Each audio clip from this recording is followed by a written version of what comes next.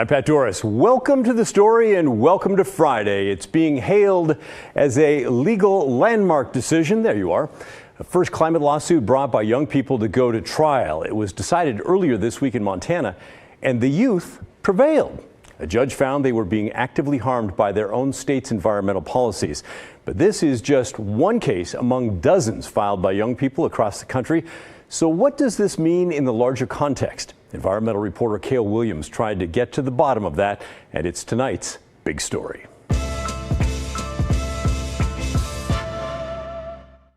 So this case is a landmark decision for a number of reasons. That's Matt Dos Santos. Not the least of which is that it protects unequivocally young people's right to a stable climate, which underpins all of their other fundamental rights. Dos Santos is legal counsel for Our Children's Trust, an Oregon-based nonprofit that represented the 16 young Montanans who sued their state government.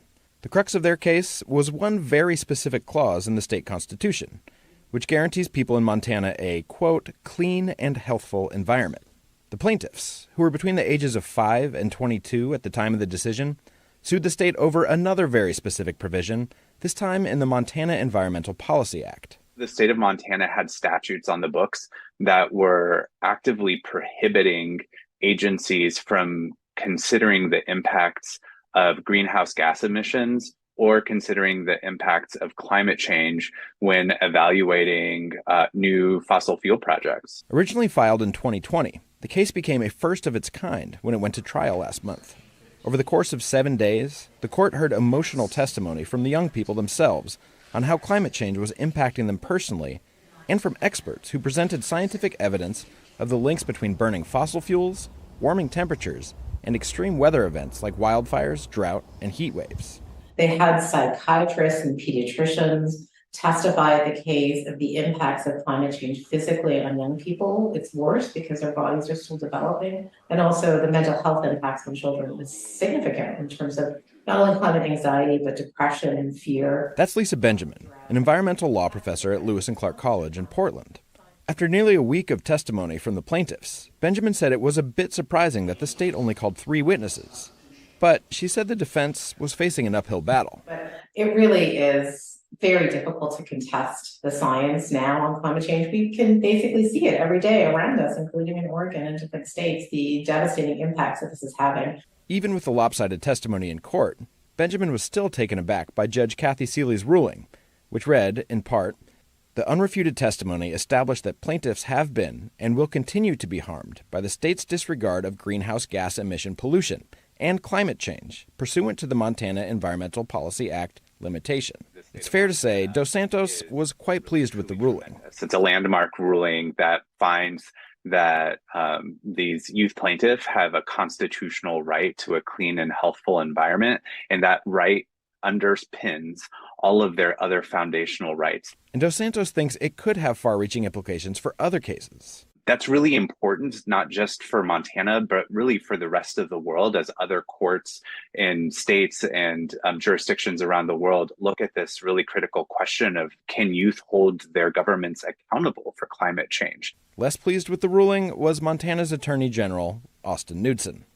Emily Flower, a spokeswoman for his office, called the decision absurd and a publicity stunt. And she said the state would be appealing the ruling, while noting that many similar cases have been dismissed in other cases before even reaching trial. Flower also had some choice words for the plaintiffs' lawyers. Our Children's Trust is a special interest group that is exploiting well-intentioned Montana kids, including a 4-year-old and an 8-year-old, to achieve its goal of shutting down responsible energy development in our state. Dos Santos said it was the passion of the youth that led the lawyers in this case, not the other way around.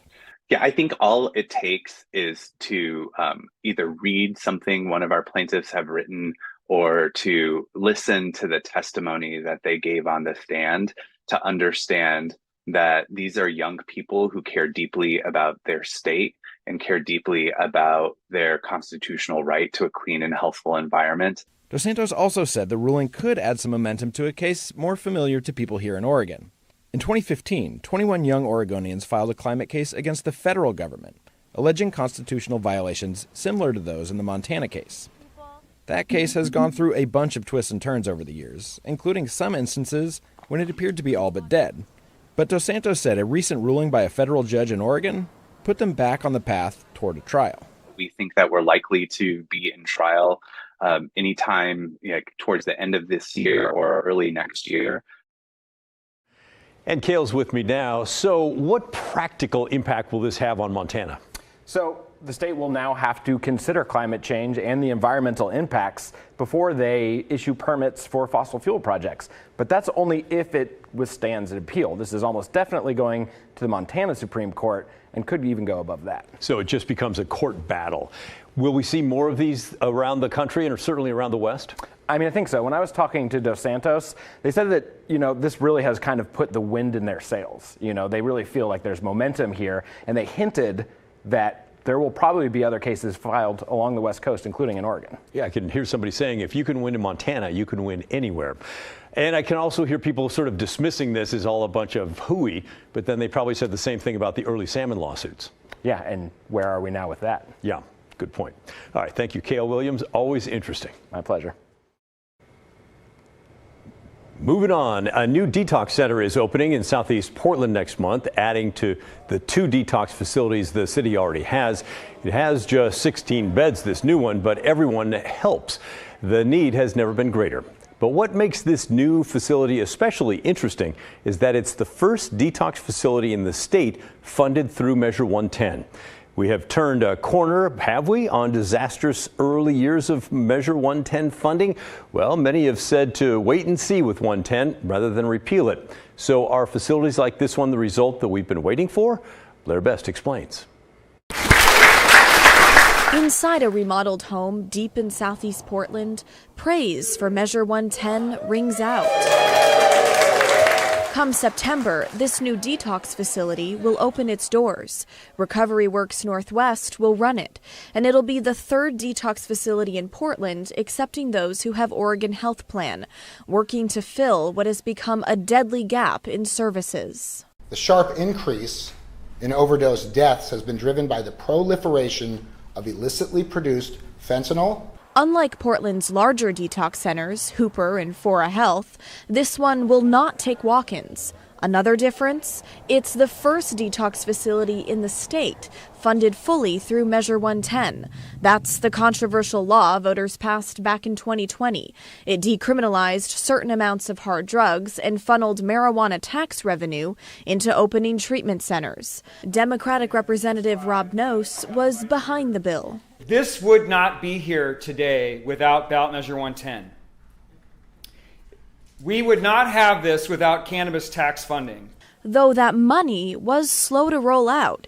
It took 2 years before Recovery Works got the $2 million needed to open this center. It was challenging in its ways. There was, like I mentioned, there were some unknowns on our side, on the health authority side, on the voters of Oregon, lots of unknowns. So it was a matter of just sticking with it and having faith that this new experiment would show results. 3 years later, they're now opening 16 new detox beds for people to stay 3 to 5 days. And they're only for those addicted to certain substances, fentanyl, opioids, and alcohol. That's due to insurance reasons. This is a sustainable program. It'll stand on its own legs. There's a whole other side to Measure 110 that simply can't be ignored. Under this law, the only repercussions for smoking hard drugs like fentanyl out in the open is a citation and a $100 fine, which clearly doesn't stop the problem, seeing as people are overdosing and dying on our streets at an alarming rate. There's not enough resources, there's not enough people that know where to go, what to do. Zach lives out of a shopping cart in downtown Portland, and he's no stranger to detox centers. I've detoxed off heroin before, and that was hell. So, I mean, I've been sick off fentanyl, and you'd be puking and uncontrollably. He sees this new center as just a small step forward. 16 beds. I'm laughing at 16 beds. Look down the street right here. Look down that street right there. I bet you half of them are hooked on opiates right now. If half of us went in there, that's 30 people right there. What's 16 beds going to do? Like, that wait list is going to be years long. It's a reality not lost on those running the site. And we need more. We already anticipate wait lists even at this facility. So more beds is just a benefit for our community. That was Blair Best reporting. Still to come on the story.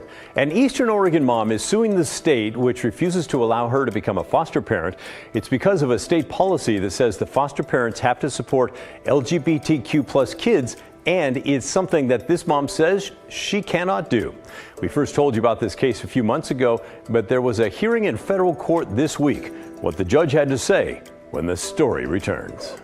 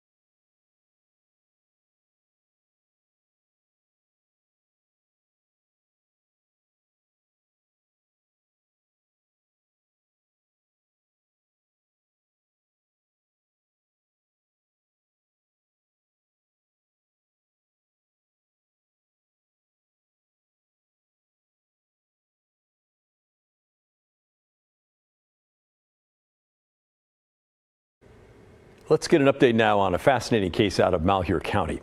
A mother there is suing the state of Oregon after she was denied the ability to be a foster parent because she refuses to support LGBTQ plus children. Her case was in federal court in Portland on Wednesday. No decision was made this week, but if she wins the case, Oregon's regulation that foster parents have to support those kids could be removed.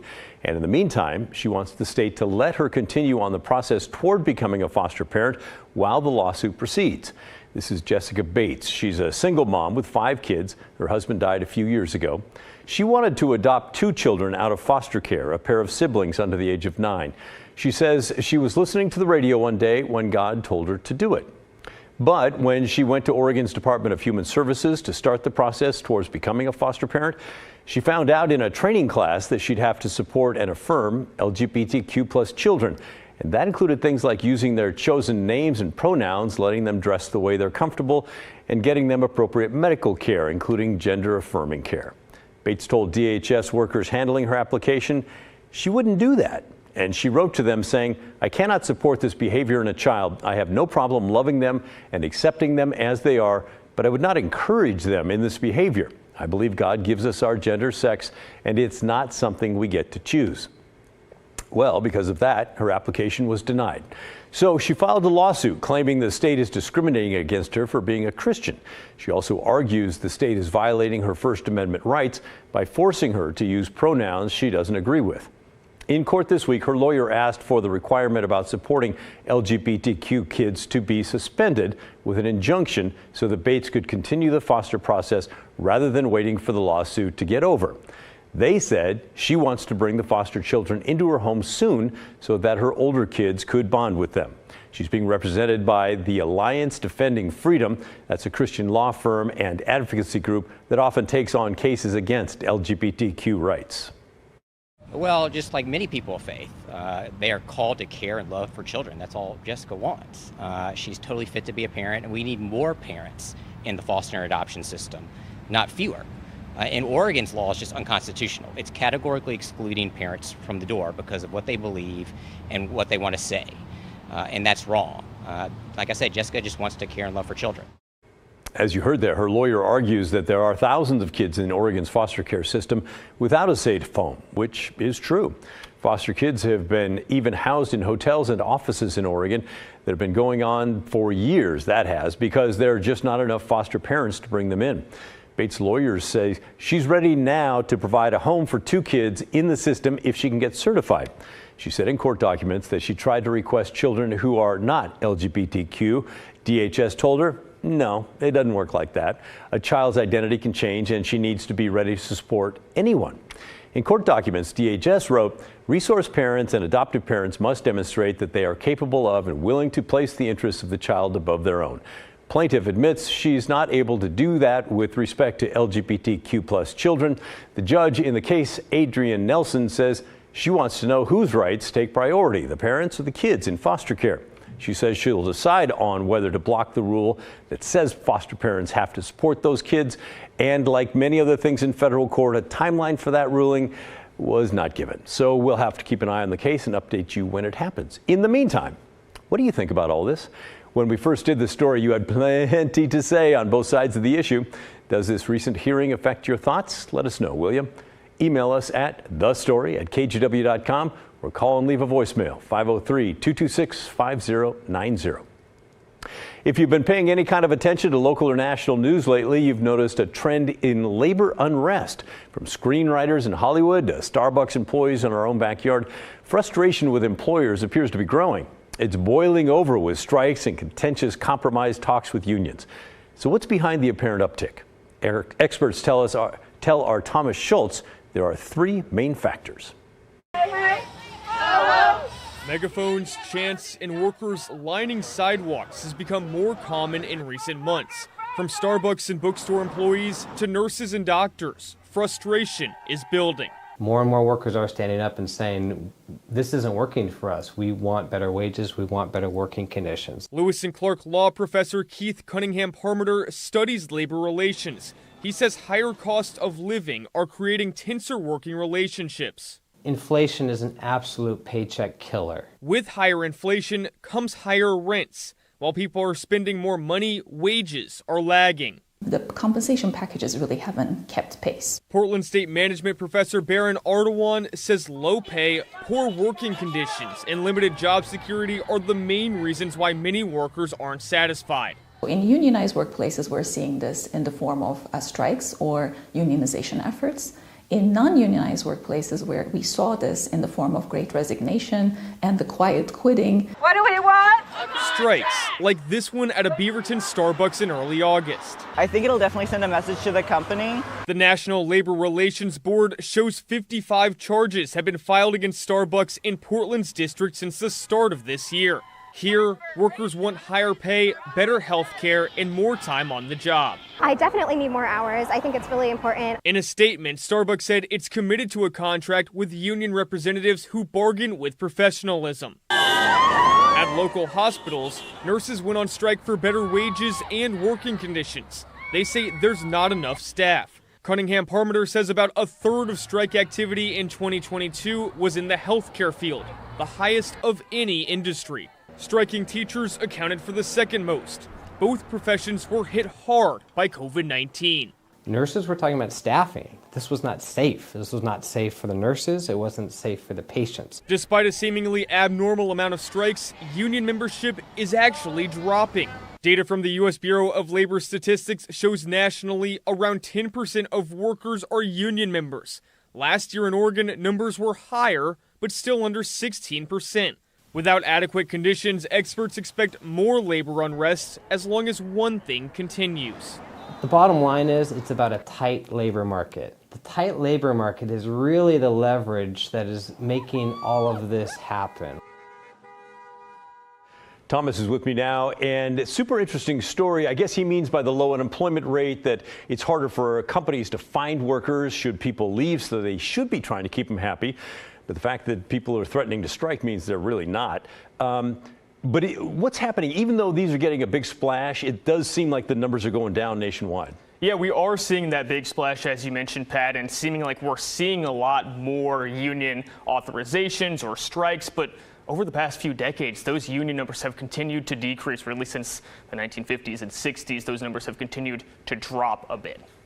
So where do things go from here? What do you think? It's kind of unknown at this point. Professors didn't really have the answer to that one. They think that this could persist for a while further, and you continue to see those employees have a bit more leverage over the employers. But will that continue over the next few years? That's a bit harder to see if that will actually continue. Yeah, we'll see what happens with the economy and if everything settles out. All right, good stuff, Thomas. Thank you very much. Appreciate it.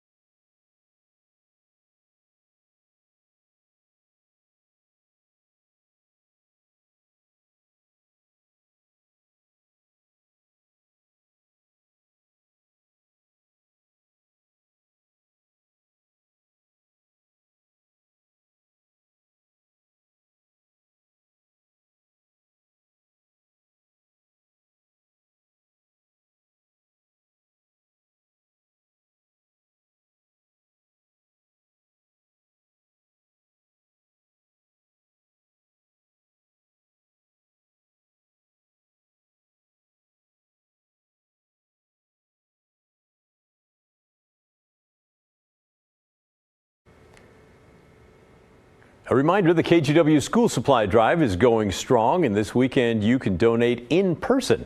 Just stop by the Intel Hawthorne Farm Campus tomorrow from 11 till 2. You can drop off school supplies or old laptops, desktops, and tablets. Free geek experts are going to wipe the hard drive clean and then pass it on to a student who needs it. That's kind of cool. Then on Sunday, we'll be collecting donations before the Portland Thorns game. Stop by gates D or F to drop off supplies. We want to thank On Point Community Credit Union, Safeway, Pacific Power, and Dick's Auto Group for helping make this year's supply drive a great success. Customs and Border Protection at the Port of Seattle recently made quite a rare and expensive find. Investigators seized a nearly 2,000-year-old piece of art. Sebastian Robertson tells us where the art came from, how officers spot it, and what happens next. Inside a nondescript warehouse somewhere in western Washington, agents with Customs and Border Protection are carefully revealing this rare find. While there's a value associated with this item on the black market, the actual value is priceless to that home country. There you go. This stone statue dates back to the 3rd century, believed to have originated in Afghanistan, and is valued at nearly $500,000. Special agents with Homeland Security Investigations, HSI, flagged the antiquity as it was passing through the Port of Seattle. We asked the individual who was bringing the antiquity into the United States about how did they obtain it, and they said that they obtained it from a family member in 1958. Unfortunately, with this piece in particular, it wasn't excavated until 1966. Smuggling of so-called antiquities often increases as political stability decreases. So much so that in February of 2022, 6 months after American troops withdrew from Afghanistan and the Taliban took over, the State Department banned the import of most Afghan art and antiquities into the United States. It opens up opportunity for people to seek profit from these types of items being exported, stolen, looted from these home countries, and then passed around the world at a profit. As for this piece, the nearly 2,000-year-old relic is now evidence in an ongoing investigation where, eventually, one day, it may be returned to its home country. But until then, it remains safely under lock and key. Nice work by the antiquities detectives. Hey, that's the end of our show. Thanks so much for watching, and remember the story, our collective story, that never ends. Stick around now for Straight Talk with Laurel Porter. Coming up next, she's talking with the Jewish Federation of Greater Portland on their new survey about the Jewish population in our area. In the meantime, enjoy your weekend. I'm climbing Mount St. Helens tomorrow. I hope that you get outside as well. And I'll see you right back here on Monday at 6:30.